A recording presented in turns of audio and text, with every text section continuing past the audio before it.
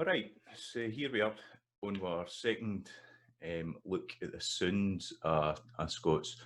In the last video, we kind of looked through all the consonants and vowels of Scots. Now, what we're going to look at here is all the things kind of below that level, all the sound effects, how these things actually go together. And these are awfully important for if you're a singer, if you're wanting to rap or do poetry. In Scots, these are sound effects that you'll maybe encounter. If you've tried singing in your own Scots accent before, you've maybe encountered the songs you sing just won't sound right. And a lot of this is down to the things that we're going to have a look at through here.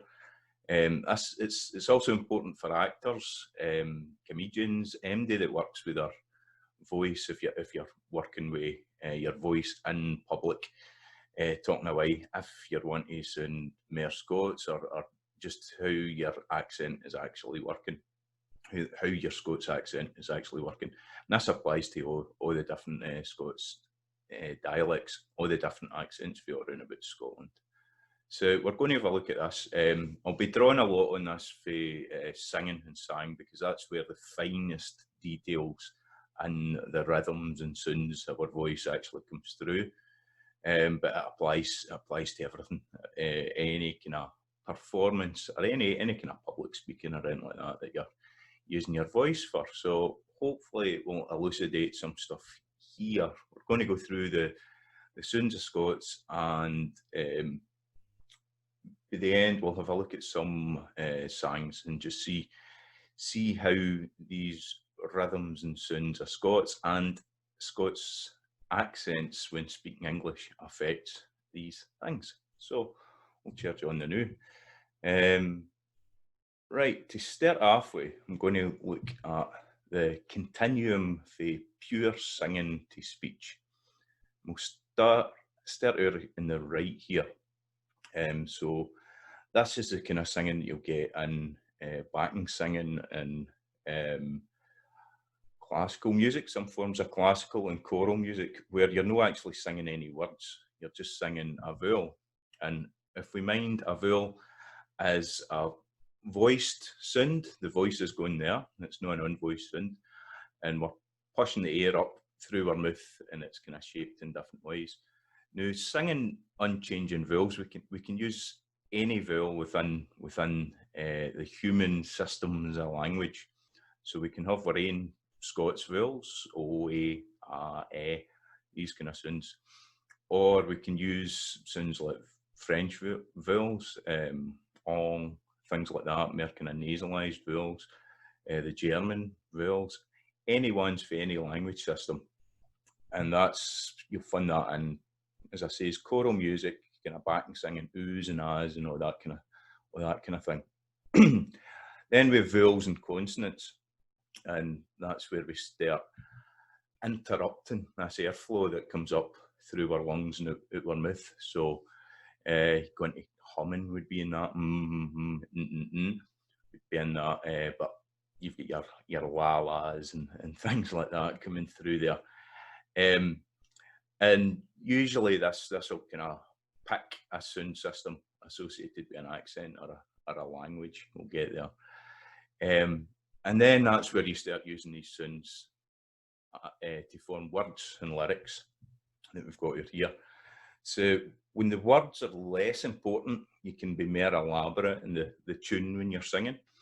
Generally, that's the kind of case. So you'll find like church music for the 16th century, single words will have 15 voice harmony with 16 notes to every one of the words. And you can't really make out what folk are saying, what the words are for that.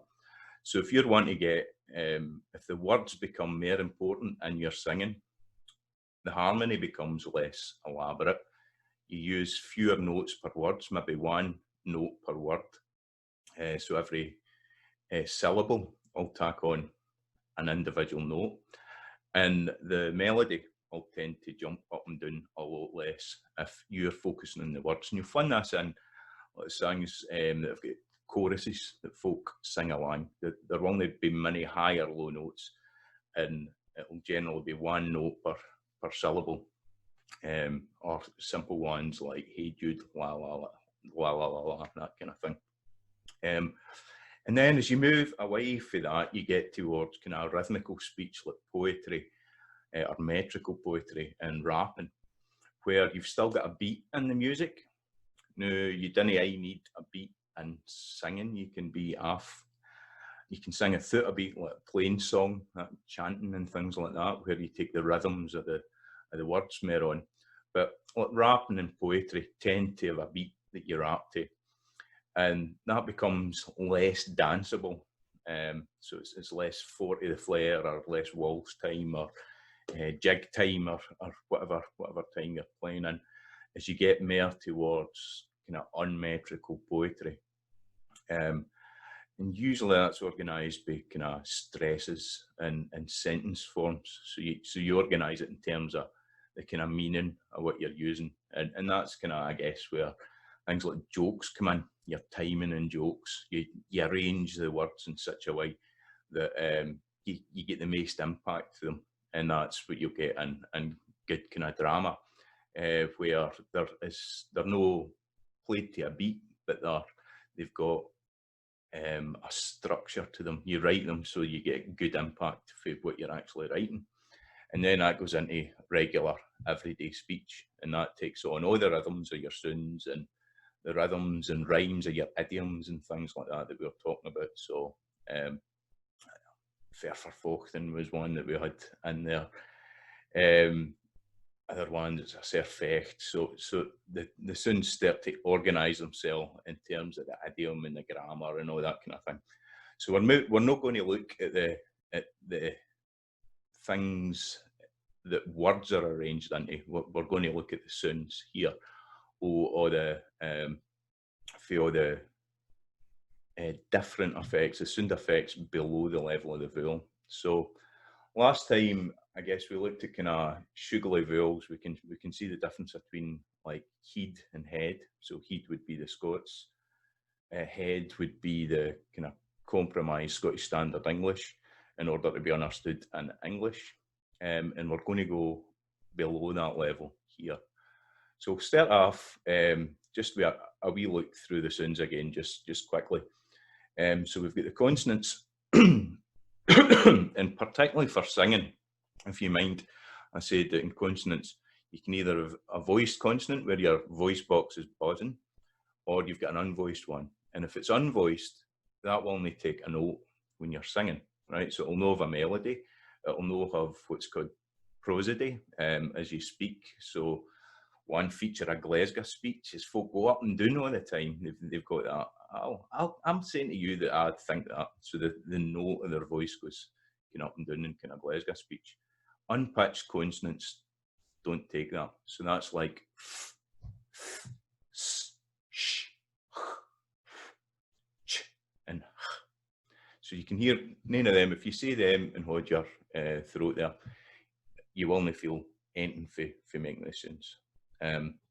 Then another feature that we've got is the glottal stop, and Scots. Now, Englishes tend to have that on the letter T, so people say better and things like that. Tends to be associated with tunes for some reason, the glottal stop, mercy. In Scots, we've got it on the P and the K and all, so you can say, here's a couple of them, give me a couple of those. Here's a couple of them. There's a P. Hundreds of words. Usually we glottal stop, it's in the middle or at the end of the word. If you find the consonant at the middle or at the end, and glottal's got one in it itself. And that's where you're just using your voice box to shut air and stop the air, rather than with a P, it's your lips. With a T, it's your tongue at the back of your teeth. And a K, it's the back of your throat. But the glottal stop, you're using your glottis, you're there to stop that. So for singing, if you're singing a pure note, that's what breaks up the kind of rhythm, gives rhythm to that plain note, that plain voiced sound. So when you're singing, you've got that.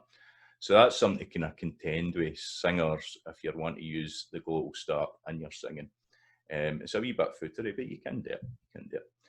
So the rest of the consonants, they're all pitched. So they've got tone. They can be high pitch or low pitch, whatever. So that's b, d, g. That can be b, d, g, or b, d, g down there. They've got stops on them, so they're quite short in terms of rhythm. These other ones, these voiced fricatives, v, z, th, z, j, j, j, j, they can extend a wee bit in time. They've got a wee bit more time. You can linger in them if you want. And these ones, the ones that I've got in, the ones in yellow there, n, and o. And Scots singing, they tend to be sung, so you'll hear that. They'll go for a full length of a note, and we'll find out in a wee bit how come that is when we look at the vowel length rule. But just be aware of that. If you listen to folk singers that sing with Scots accents, you'll hear M's, n, and o get sung quite a lot. Then we've got w, we've got j, sorry, yeah, is that formula. That should be a y. And then we've got the r. And if you want to sing that, you can listen back to the likes of Harry Lauder and a lot of his singing. He's got a rrr sound, quite a trill in his sounds there. You can do that for an effect. Some singing systems use that. Some singing in different languages really go with the r sound. French will tend to go with the r sound. You'll hear sang. That gets extended into the notes. For something like classical singing, where I work in classical music, done a lot of work, and I worked a lot of this kind of stuff out with the Scots Opera project, and we've put on quite a few numbers operas in Scots, and we work with the accent with this. I know. Often with classical singing, they'll say the vowels is everything that matters. And as I said, some of the Scots vowels are particularly good for this.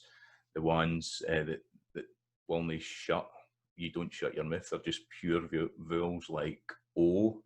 They're good because you can sing them for a long time. But another thing for classical singers is what's that quote? They come for your vowels, but they stay for your consonants. So there's a kind of important thing in that style of singing of being enunciating everything properly. So the consonants are quite important in singing because that conveys meaning and it conveys kind of emotion that maybe isn't in the music itself. So these are all ones to kind of think about when you're singing, give them a practice, what have you. So we'll have a wee look here about stress patterns in words and sentences. So I touched on unstressed vowel sounds, the sound in Scots. Now, words generally, if they've got more than one syllable, will tend to have one main stress in them. And hopefully you can feel this. If you ken your poetry, you'll be intimately familiar with this. So a word like canny, the stress is at the start. Heeder, the stress is at the start. Most words, it will be on the first syllable, but there's a load of exceptions to that. And that's words like about, a hin, decide. So we can see these are in bold here. So the a in about is reduced. So it becomes about, a hin, decide. So the vowel in these unstressed words tends to reduce a wee bit. It's a wee bit less the full vowel. Now, English and English accents, it disappears to a simple schwa. And Scots, it can be a bit closer to an or an or it can be other sounds. We'll say that in a wee second, but I'll just mention these multi-syllable words. So these are words where you've got more than one syllable. A syllable mind as a vowel in the middle, and it'll maybe have a consonant or more, and a consonant or more at the start and the finish. But the vowel's the centre of the syllable there, and that's the kind of important bit for singing and rapping and all that stuff, poetry. influences rhyme and all these things. So you've got multi-syllable words. Sometimes it's at the start, usually is at the start. Words like medicine. So that's da-da-da, da-da-da. You hear the stress at that. Then something like stramashes, that's the second one. So it's da-da-da, da-da-da, stramashes. Let's get that. And then here's a 4-syllable one, unincluded. So that's da-da-da-da, da-da-da-da is the stress pattern in that, unincluded. Unexceptional, da-da-da-da-da, da-da-da-da-da, unexceptional. And then sometimes they're at the end, and here's a 3-syllable one, Aberdeen. So that's Aberdeen, da-da-da. Other words will have double stresses in them. So a place like Dundee, it's da-da. Some folk will pronounce that Dundee, so that's da-da, da-da, with the stress at the end, but most of the time it'll be Dundee. So you get a load of words like that, like postman, something like that, where you postman, where you've got postman rather than postman.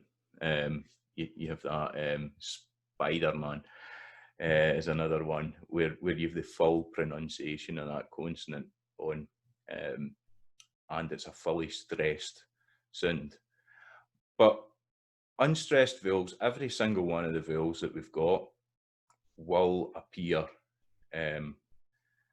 near enough in their full form on unstressed syllables as well. So that's just something to think about for poetry and that. So we've got the E sound here. So you get pitted.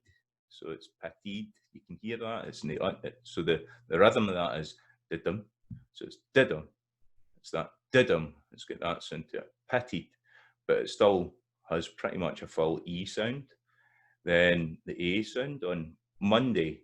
Monday. So you have that A sound there. As reduced a wee bit. For the noun convert, somebody who's converted to something. Convert, so that's da-da. So it's da-da, so the stress is at the start, but you still hear the sound and ert. Yeah. A word like sofa, sofa. So it becomes a. It's getting a wee bit closer to the middle, but it's still a recognisable a sound. O and banjo, you can hear that there. The o sound and neon. So it's definitely the E has got the stress there, but on is largely realised there. U and a word like tofu, so it's ofu, ou. So you can hear that in there. Then the oi or the oi sound, and something like royale, royale. So that's the da. So the unstressed one is at the start, but you'll still hear royale or royale in there. The ow sound, so discount, discount. So there's definitely an ow sound in there. So it's no reducing to discount, it's no reducing to nothing. There, you, reputation, reputation, reputation. You still hear the yeah in there. Idea, so that's the I at the start, idea. That's in there. And insight, so you still hear insight. It's not insight, but it's insight. So it's da-da. You pronounce that, that's the rhythm of that, but the I sound is still in there. So you can still hear these sounds in these stress patterns.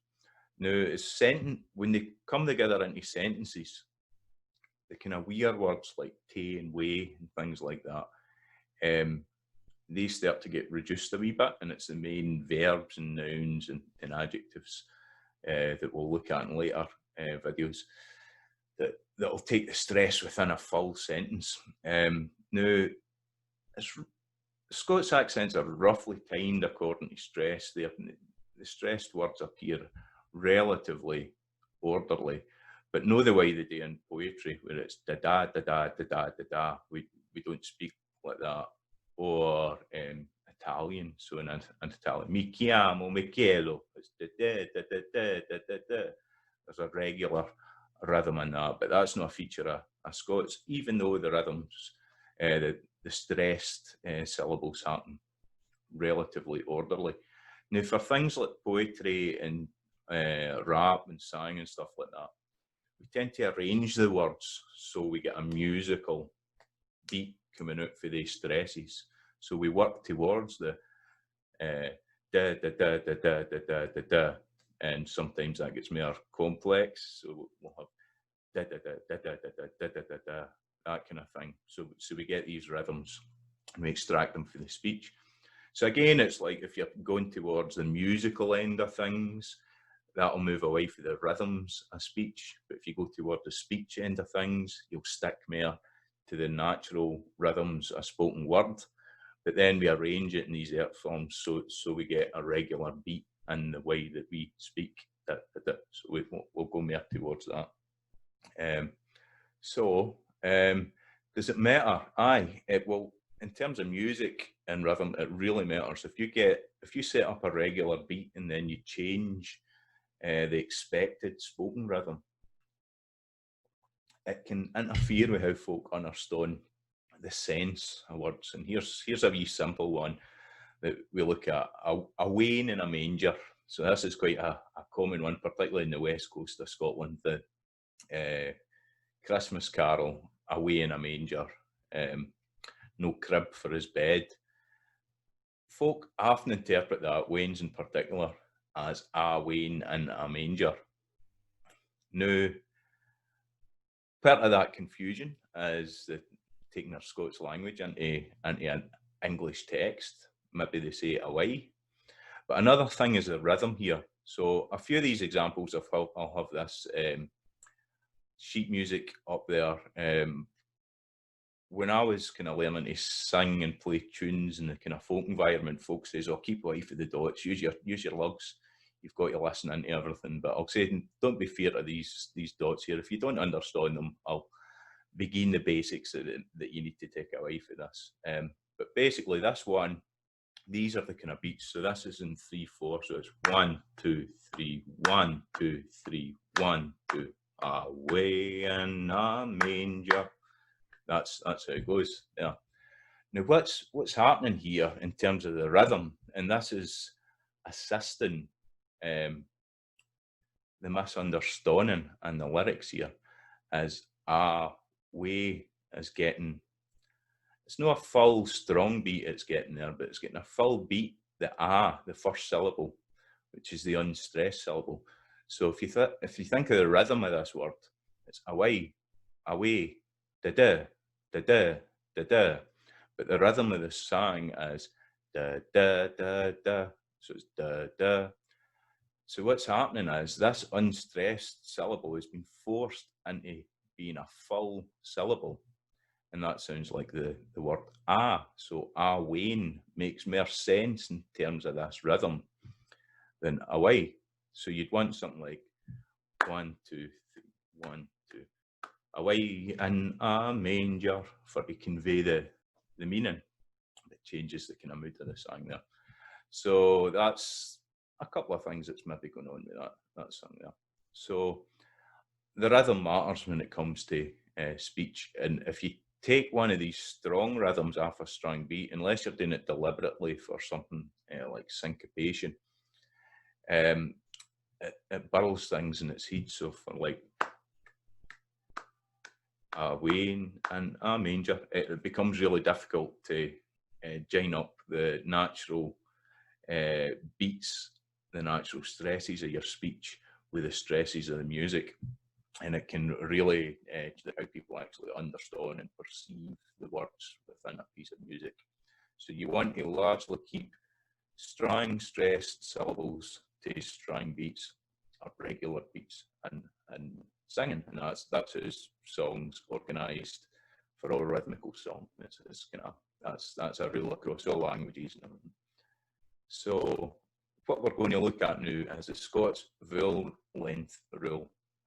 And this determines how long a vowel exists for when we're speaking in the natural rhythms of our speech, how long we perceive it to be.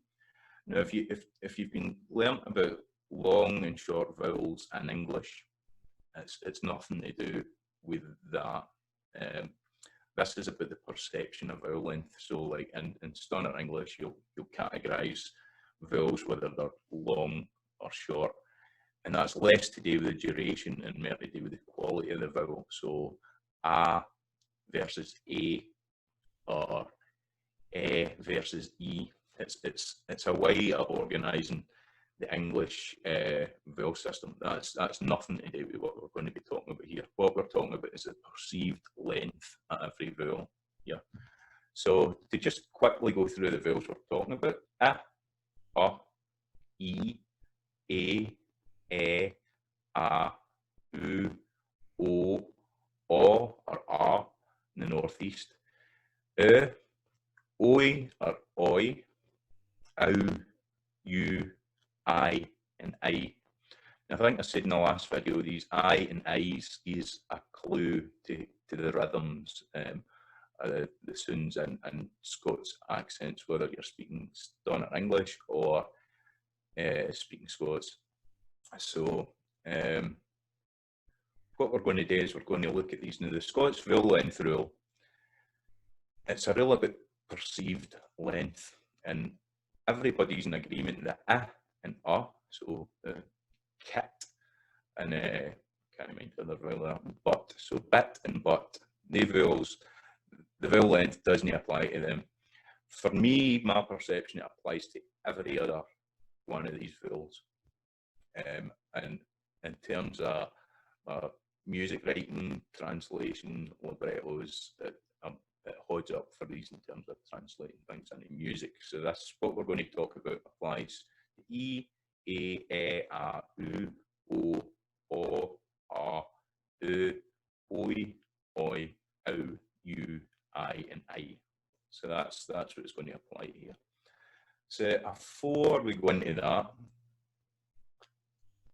I'll just mention something about diphthongs. So that's where you start on one sound in a vowel and you end on another. So oi, so it's beginning with o, ends in e, I. Oi, oi, so that's oi there. That's a wee typo there. Oi, oi, ow, you, and I. Now, how these tend to work when you're singing, or if you're extending any of these sounds, this pair, oi and I, you want to linger on the first shape. So if you're saying something like noise, it'd be noise. So you change to the vowel quickly before you go into the rest, onto the next utterance. I does the same, so you go e, it changes that way. The other ones, the change is quick. So if you're lengthening this vowel, like ois, you want to say noise. So the e end of that one extends. Ow, the ow, the oo sound at the end is the one you want to extend if you're singing it. New, so you would sing news. So the oo bit is what you focus on. I, it'd be I. That's at the end of it lengthens. So the first are long short ones, and then it's short long, organising at that. And as we look at effects, it's the long portion of this. As we look at the vowel length, that's what's affected. So here's the pair here, the prize and price sounds for this I and I. So if you're speaking Scottish Standard English, the thing that determines which one of these you're going to use is the Scots vowel length rule. And what is going on here is the vowel is shortened. It's shortened before these consonants, right? So that's pa, ba, ta, da, ka, ga, m, n, f, s, sh, o, ch. If any of these consonants follow a vowel, it becomes shortened. It becomes a lot shorter. Everything else, they're long. And as a consequence for this, for singing, if you sing a vowel long when it's followed by one of these consonants that makes it short, it sounds off. It really does. So an example with it, I said M's and N's are kind of sung quite a lot, and L's. in Scots singing. So like a word like moon, if you sing moon, what tends to happen is you want to sing the N at length, because that vowel is shortened because of the consonant that follows it. So moon is how it tends to get sung. Doom, the M would get sung. Tap, babby, that would tend to get shortened. So when you are singing something that's been written for a English language sound system, and it's got a big long note followed by one of these, and moon and June are good examples. They're used a lot in a lot of songs. On big long notes, then it sounds kind of off. It messes up the kind of perception of the meaning of words. And so try it, experiment with that, singing with songs, and you'll notice that yourself. So it's all these sounds here shorten the vowel. It's not every consonant that shortens it. So if you've got a v, a th, a z, a j, a j, and an r, there isn't a shortening of that vowel. And if there's no a consonant after the vowel in your stressed syllable, it can be as long as you like. So here's some example words here for every one of these sounds here. So with this system, just when I'm horn writing, what I do is I underline the vowels that are long, and I don't underline the short ones. So that's why I've got this writing system that I use here and here. So these are the short ends and these are the long ends. So for example, we've got leaf, which is a short, then we've got leave, which is longer, and then a name like Lee, that can go on forever if you're singing it. There's a sound. Safe versus save. You can have save, that can go as long as you like, but save doesn't quite go that way. You want to shorten that vowel when you're saying it. And say can go on for as long as you want. Then you've got less versus les, the name less, les. And the always takes a consonant, so there isn't really a free one there. So half versus have, and ha, that can ha, that sound there. So half, have. And the O sound, you get dose versus doze, and then do, it can be that. So that's kind of lengthened in there. O sound, you've got off versus of, and then o would be the word for that.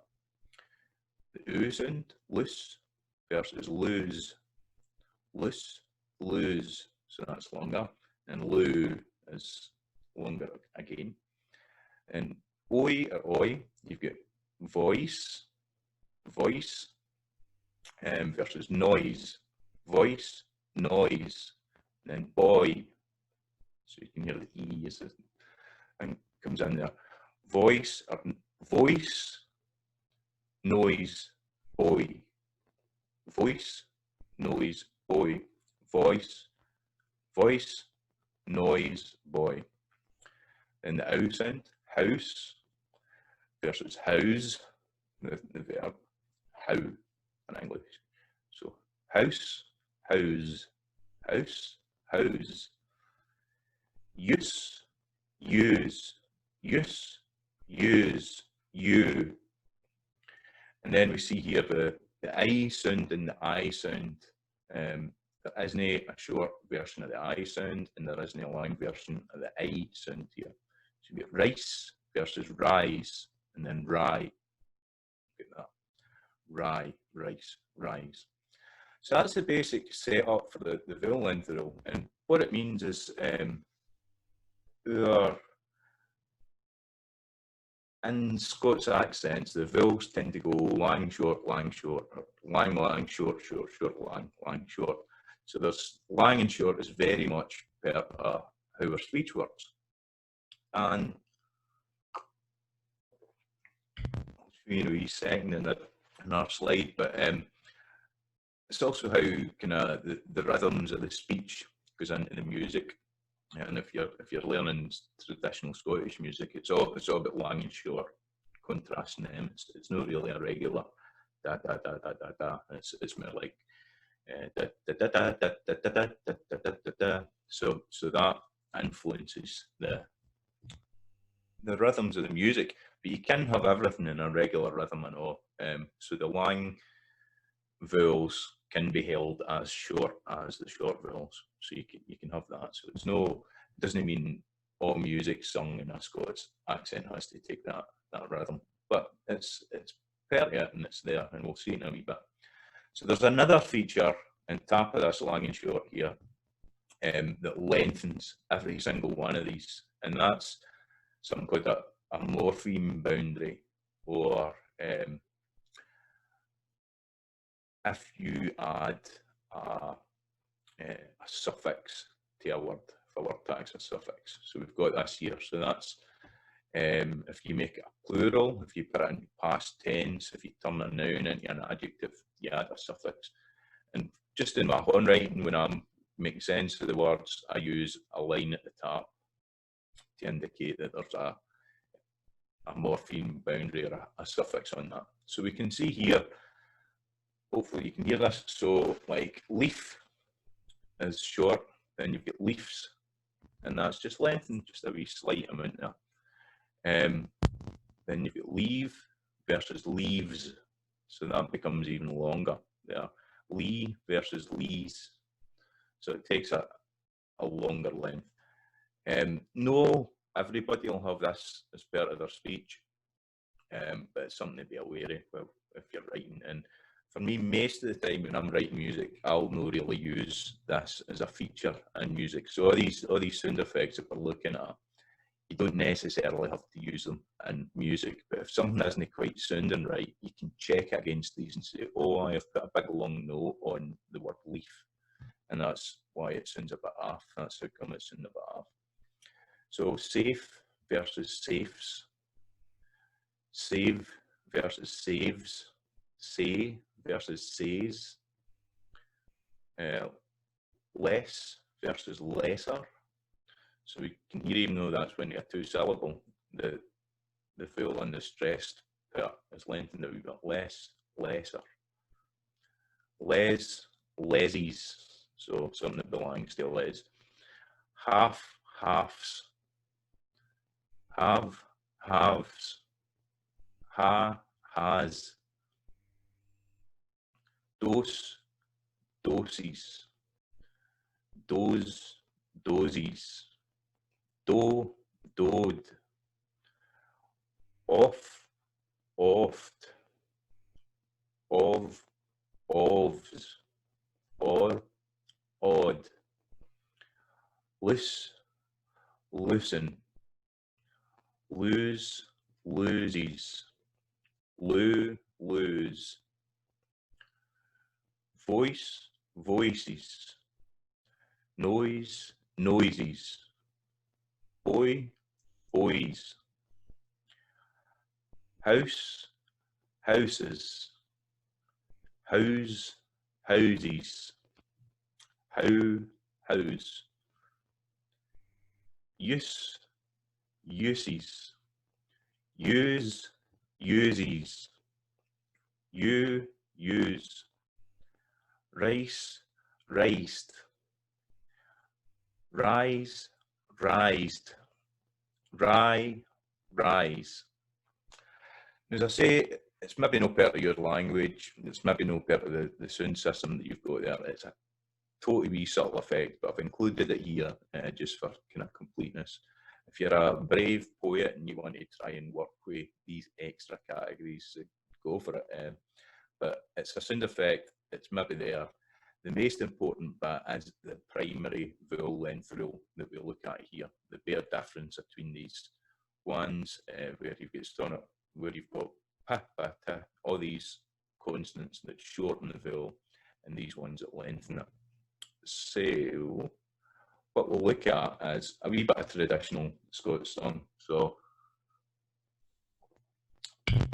one of the things in terms of music that's went on through the 20th century is around about the dawn of the jazz age, right through, what happened was African American English accents became the thing that pop music was sung in. Now, before that, you had, this was before even records were out, when it was wax cylinders for popular music. Harry Lauder was the biggest selling artist in the world, and it was Scots sang that he used. And these rhythms, these jumpy rhythms, Strathspey kind of sound, were really popular throughout the world. Duke Ellington, the jazz is the only music that swings apart from Scottish music, and that's because it's got these kind of Scotch snaps, as they're called, and the dotted rhythms, they're called. So one of the consequences of that is that popular music, up until relatively recently, was designed for the rhythms of English and American voices. So that's how, if you try and sing a lot of pop songs in a Scots accent, they maybe sound a bit weird. And we'll have a look at some changes that you can do to songs towards the end here that would allow it to sound natural, like reflect the natural rhythms of a Scots accent. And as I said, it doesn't have to turn it into this dotty kind of traditional Scots music style. But if we look at music that was written for a Scots accent, we see that we get all these long notes all pretty much tend to have long vowels, and the shorter notes have the shorter vowels.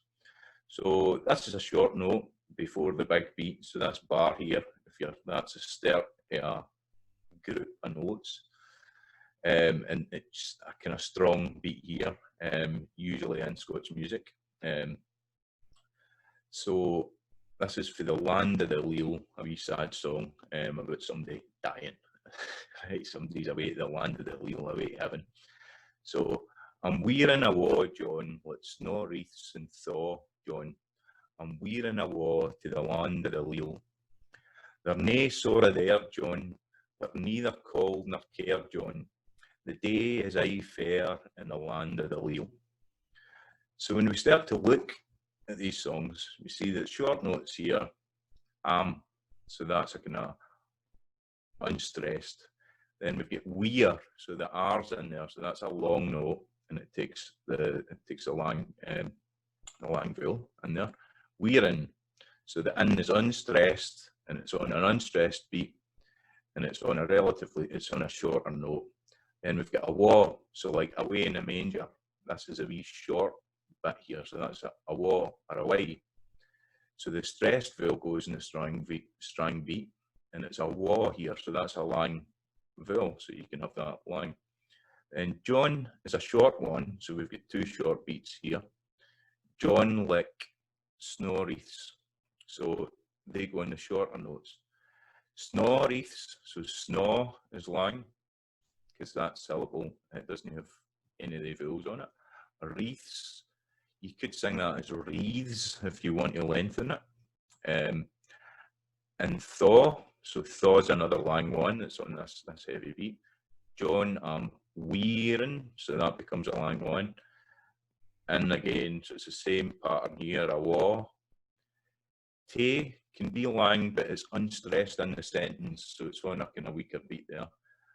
The, again, is unstressed. Te, the land, so that's, it's got two notes there.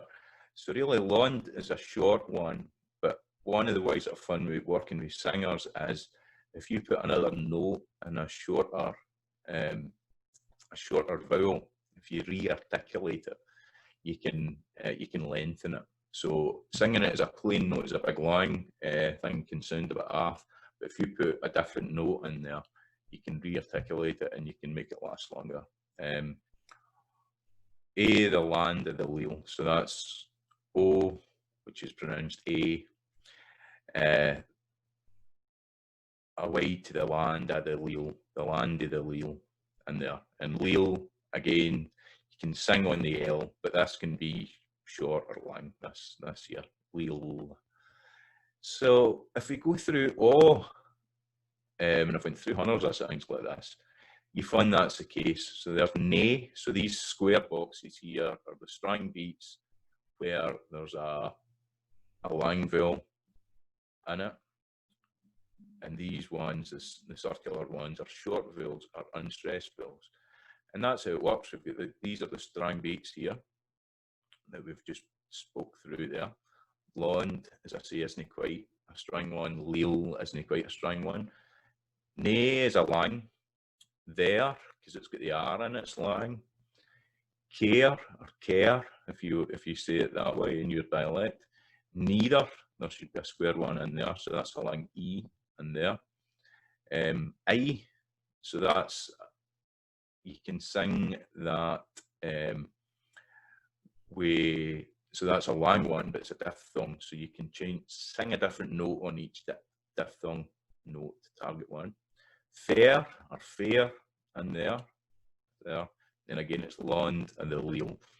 So you can sing on these N's and L's, you'll hear folks singing that. So it really does matter, and it matters. There's been research into the vowel length perception, not just in Scots, but mainly in American Englishes, into the most popular songs, the ones that are number ones.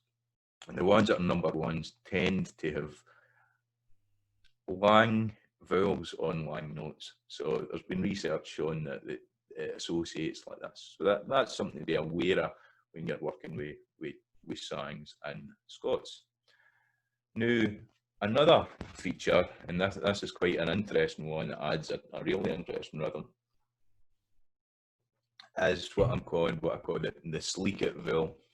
So it's an epenthetic vowel, is the kind of technical name for it. And that is a vowel that it's merely a sound effect. It's no used to distinguish between words. And what it does is when you've got more than one consonant clustered together, it affects consonant clusters. And we touched on it with the word girl before. And this wee sleekit vowel, it's associated with the L, the W, the R, the M, the N, and the Ng sounds, these consonants. And if you've got two of these consonants put together, in Scots voices, we need to fire in a wee dummy, a wee sleekit vowel between them in order to articulate these. And sometimes if it's at the end of a syllable, it makes what in Englishes of all accents, single syllable words, it makes them sound like two syllable words. So girl is one rather than girl.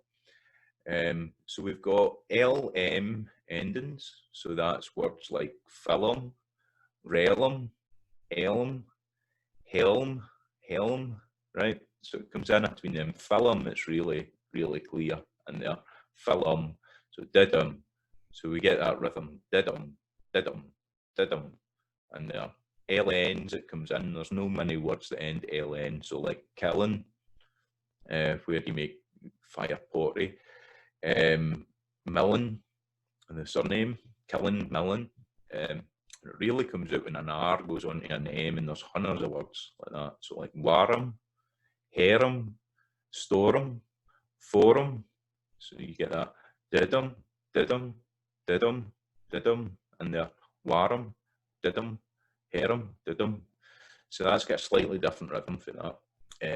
Then the RN, warn, burn, corn, barn, comes in there quite strongly. And then there's RL, which is in hundreds of words, I know. So girl, the male name here, Carol, sounds like the female name Carol, indistinguishable because of that. Curl, whirl, burl, there's loads and loads of words like that.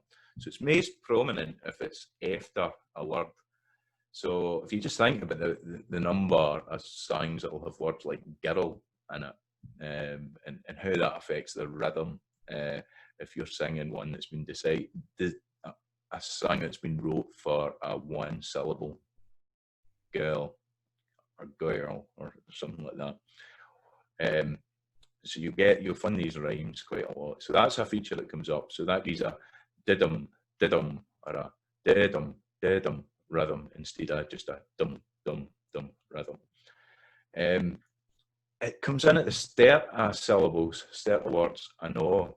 And that's any word that comes with a start or a fricative. So that's diff, these consonants here.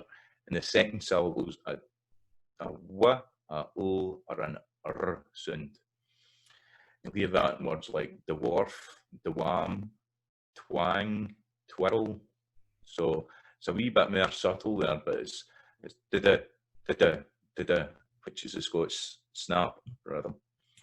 And then with L, you've got like blue, please, salute, flag, flag. So it's in there.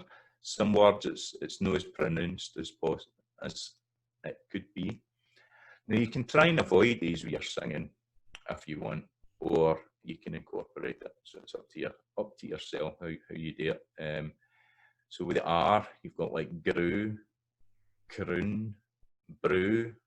If you're signing on, you go to the brew, you can hear that in there. Sometimes that's spelled with a U in it because it's so pronounced, brew. Froon, froon, froon, you can extend that a wee bit.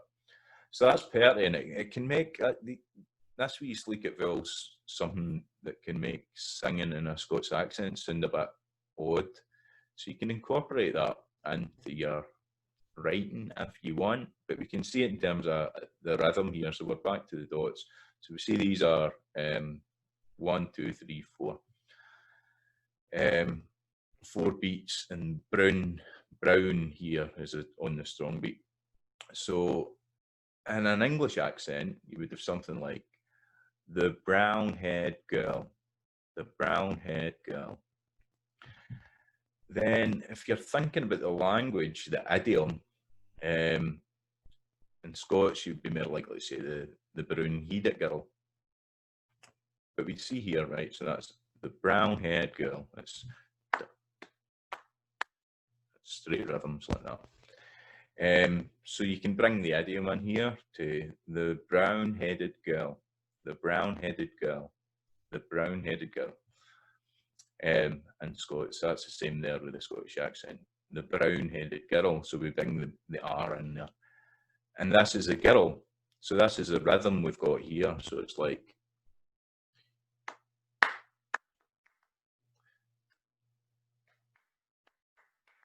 that's a girl coming in there. So we see that's a rhythm, a girl. That's how that's pronounced there. And then if we bring in the wee sleekit vowel between the B and the R and brown, it becomes the brown-headed girl, or the brown-headed girl, if we're going full Scots there. The brown-headed girl comes in there. So that's like,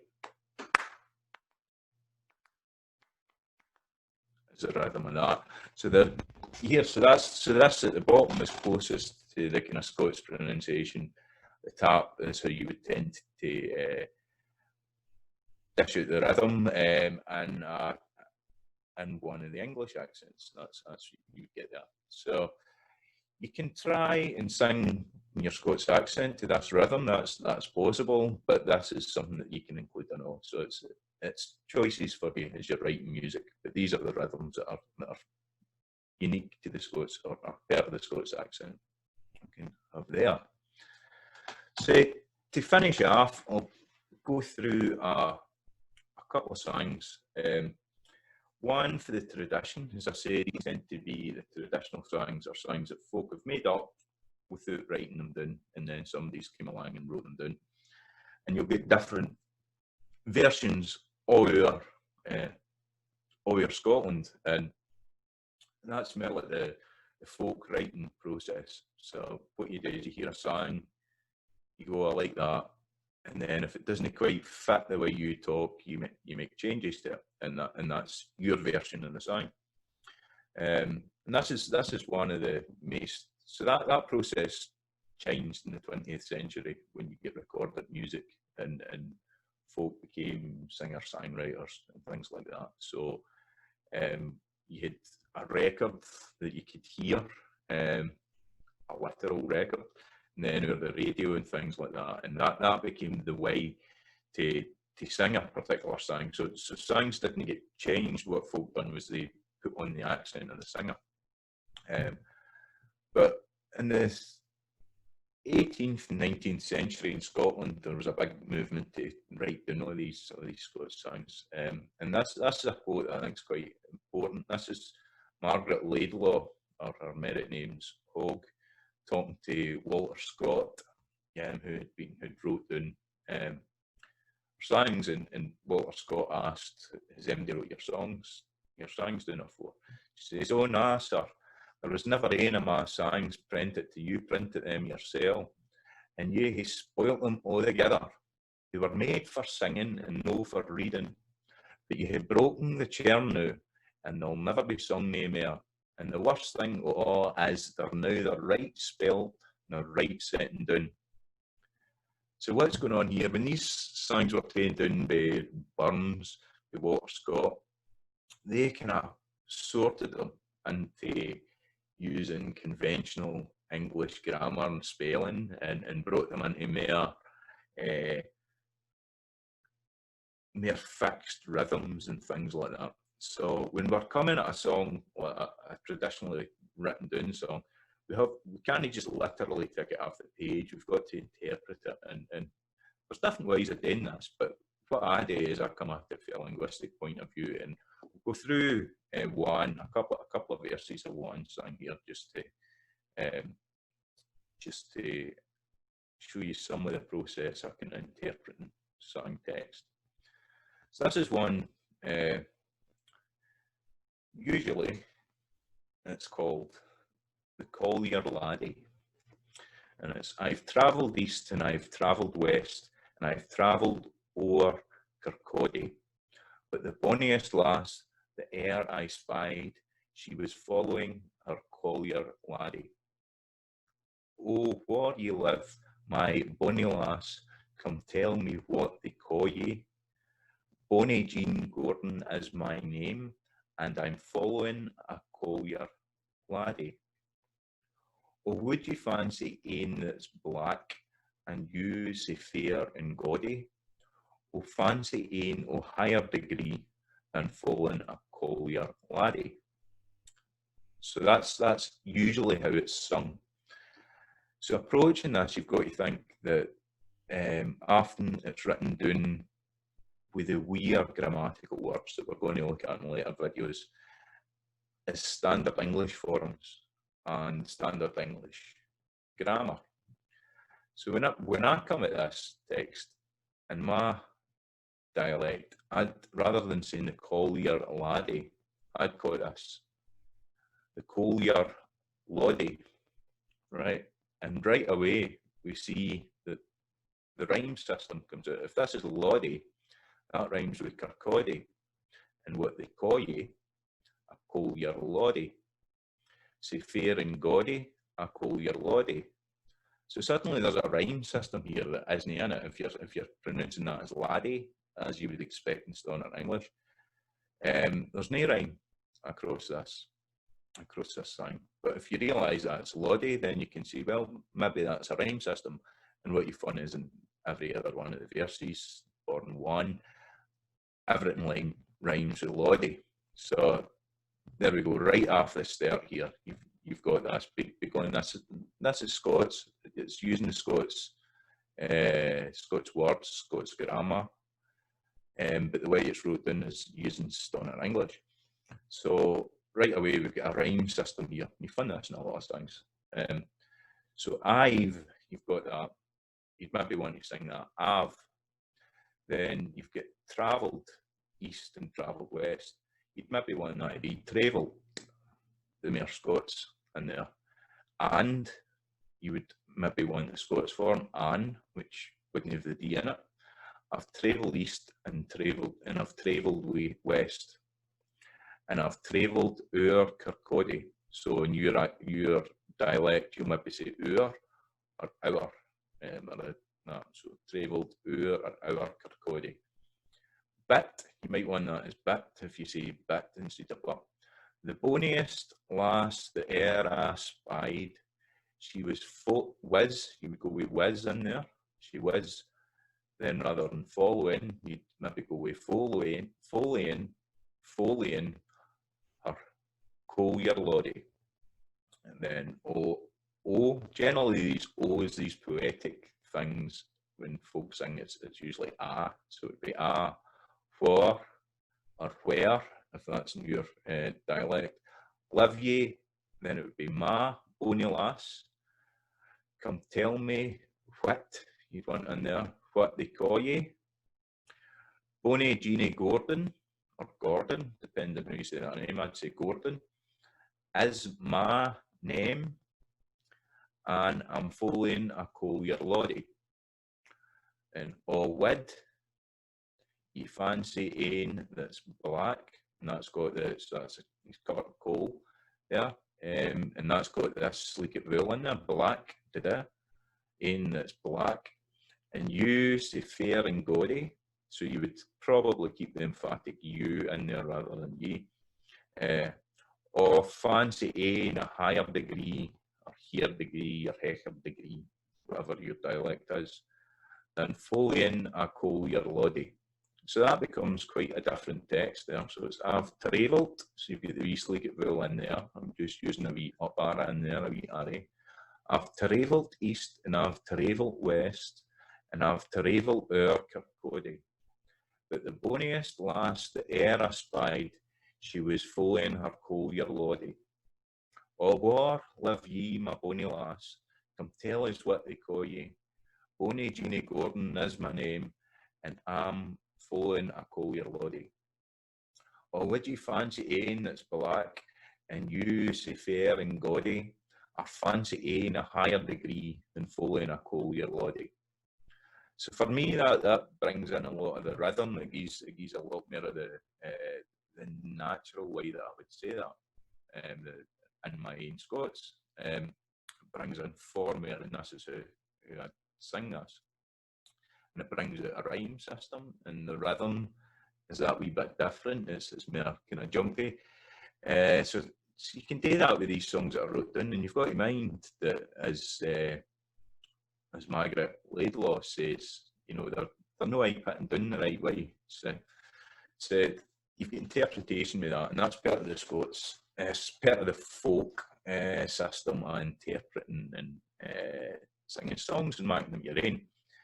So that's the folk tradition. We've got to kind of go back to that. Now, as I said, once the kind of jazz came in the teens and 20s of the 20th century, popular music, as it developed through skiffle, blues, rock and roll, rhythm and blues, punk, and all that, all over the world, this African American English accent was used for singing in popular song. Right up, I guess you can think of the kind of rock and blues bands of the 60s that led up to like the Rolling Stones and the Beatles and things like that. The Beatles have a wee bit of a Liverpudlian sound, but they're kind of imitating the rhythm and blues sounds that were coming out from America. So in terms of Scots accents, they fell away. So if you're interpreting, if you're wanting to do music in a Scots accent, you've got to follow the 20th century or this amazing music that's kind of mostly unexplored with Scots accents. So a lot of your singers would put on these voices. Folk like Frankie Miller, Jerry Rafferty, absolutely amazing music, but they're singing with the African American English forms and their voices. So it's only really like folk music, folk like Billy Connolly, Mark McGinn, literally Dick Gaughan, hundreds and hundreds of folk singers that were using Scots accents. So the Scots accent went into folk music.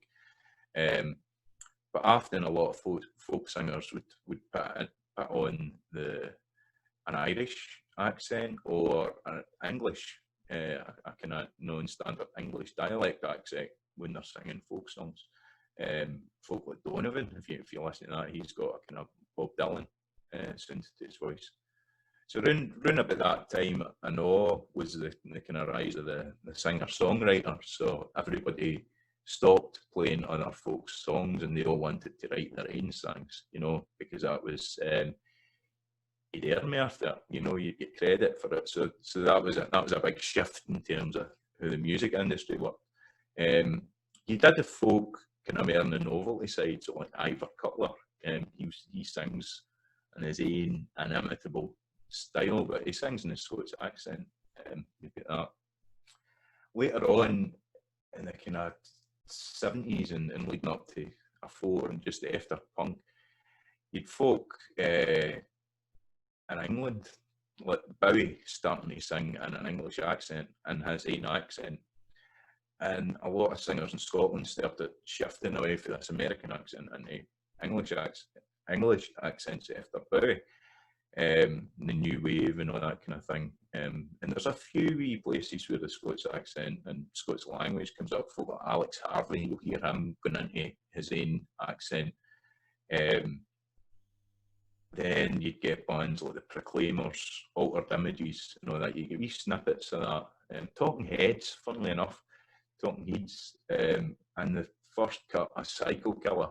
All the French is sung with a broad Scots accent for some reason.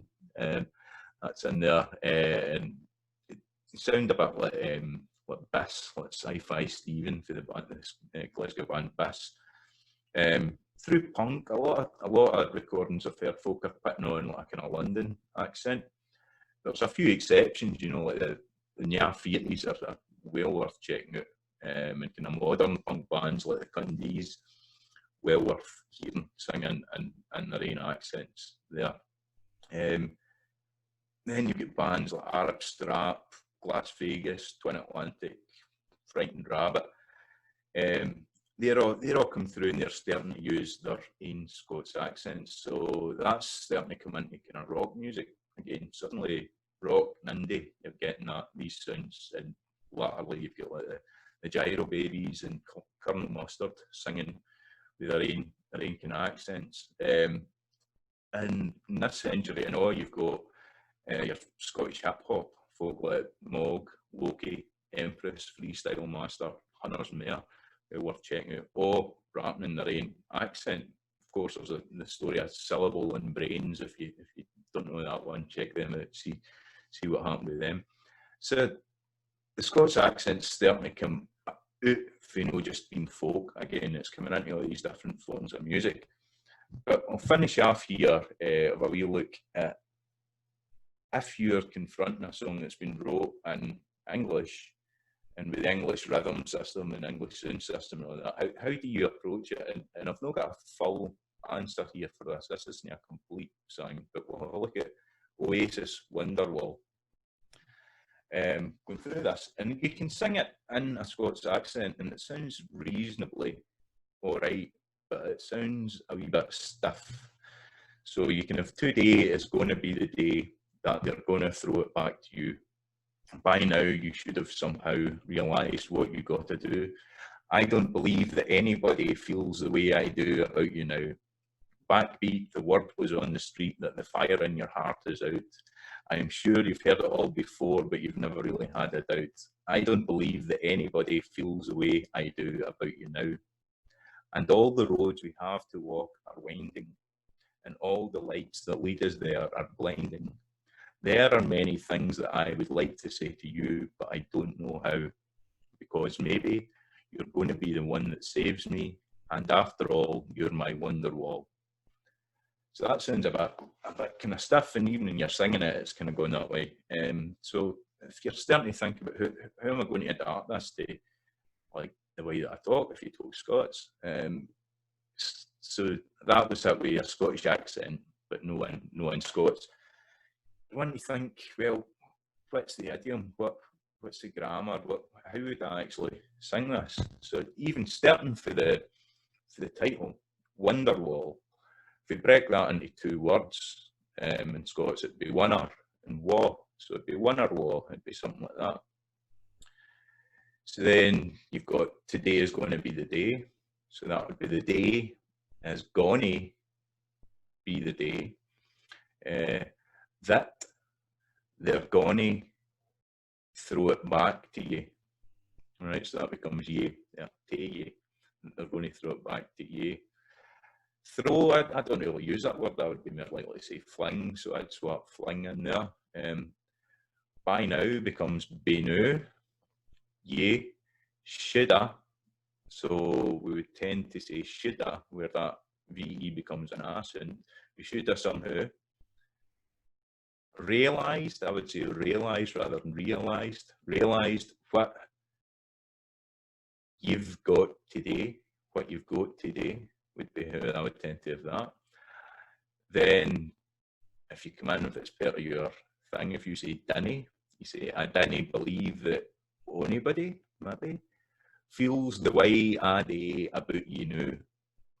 So that's quite different. That's more than half of the words having to get changed there. Next in backbeat, the word whiz on the street, that the fire in your heart is out. I'm sure you've heard it all afore. You would say all afore, but you've never really had a doubt.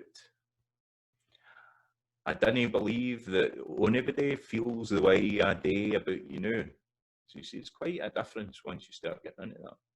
And then you've got an, or, and all the roads we have to walk are winding. And all the lights, you could even go to lights if you want to use that lead us there are blinning. So you're destroying the rhyme there a wee bit there. There are many things that I would like to say to you. We tend to say there is, many, I would say many. There is many things that I would like to say to you. But and then you've got don't know. Would you say dinna ken? You might be somebody in Glasgow that says, oh, we dinna say dinna ken. You get that. It's interesting, dinna and ken were both used up into the mid-50s, looks like, in Glasgow quite widely. But they're, they're two quite powerful words, don't and no, dinna and ken. It's funny that they've disappeared for the kind of Glasgow. But anyway, but I dinna ken how. Because maybe you're going to be the one that saves us. I would say is, I would be more likely to say is. And after all, you're my winner-law. So changing that, we see that it becomes quite radically different. So as I say, it's no finished translation, this, because the rhyme gets broke here. So now or do and you becomes ye and day. That's the rhyme gets broke there. Winding and blinning gets broke. Arguably, an older Scots way would be winning. You would say winding is winning. So that would keep the rhyme there. So this hopefully kind of highlights what songs wrote in standard English, or this isn't standard English, that's Mancunian English. Just two different things. Once you start getting literate about this, once you start getting in and writing down the actual idiom, and when grammar and things like that comes in, so there's a few wee grammatical things in there that I know. So we're going to go on in the next videos and have a deeper look at the words of Scots, and hopefully that will explain a lot of what's going on here. But that's quite a different thing going on here. Well, the day is going to be the day that they're going to fling it back to you. They knew you should have somehow realised what you've got today. I don't believe that anybody feels the way I do about you now. Backbeat, the word was on the street that the fire in your heart is out. I'm sure you've heard it all afore, but you never really had a doubt. I didn't believe that anybody feels the way I do about you now. And all the roads we have to walk are winding, and all the lights that lead us there are blinning. There's many things that I would like to say to you, but I didn't ken how, because maybe you're going to be the one that saves us, and after all, you're my winner-law. So for me, that sounds a lot closer to my Scots language. So once you start working with words in this level of detail, particularly with slang, where rhythms and all that matter, you start to really see the difference between Scots and Standard English. So that's us now for this. We're going to go back to words. Hopefully that'll give you a wee kind of idea of how Scots accent works with